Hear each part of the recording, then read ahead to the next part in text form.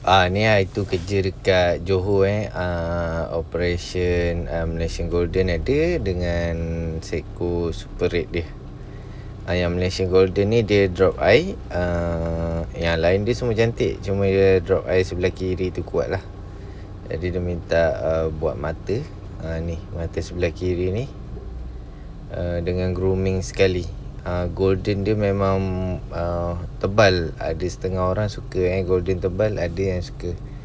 Tapi kalau nak nampak klasik tu ring dia halus lah. Kalau yang ni Super Red ni pun Senang pula. kita tangkap untuk operation grooming macam ni lah. Buka-buka ekor dia, carik-carikkan sesuai dengan apa yang owner minta lah.